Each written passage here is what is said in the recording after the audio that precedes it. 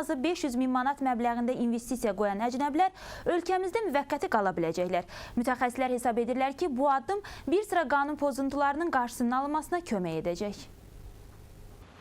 Azərbaycan iqtisadiyyatına azı 500 min manat investisiya qoyan əcnəbilər və vətəndaşlığı olmayan şəxslər ölkədə müvəqqəti qala bilərlər.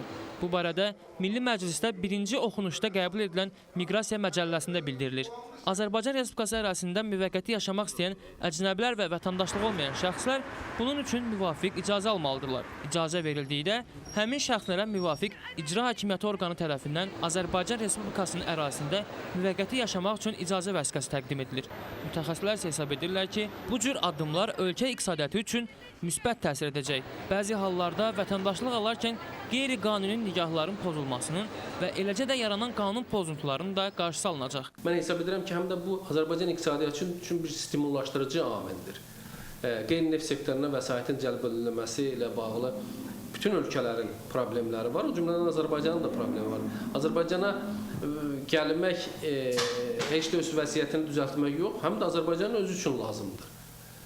Bu gələn vətəndaşlar yeni texnologiyaları da gətirə bilərlər, qeyri-neft sektorunda yeni iş yerlərinin açılmasını da stimullaşdıra bilərlər. Həm də deyək ki, müxtəlif bürokratik əngəllərdən onlar azad olarlar.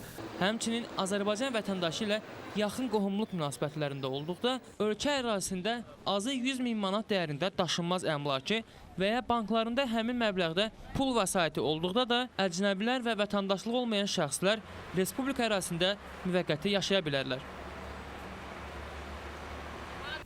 Birləşmiş Ştatların Vergilər Naziri müxalifətçiləri qeyri-qanuni yoxladığına görə istefaya göndərilib. Birləşmiş Ştatlar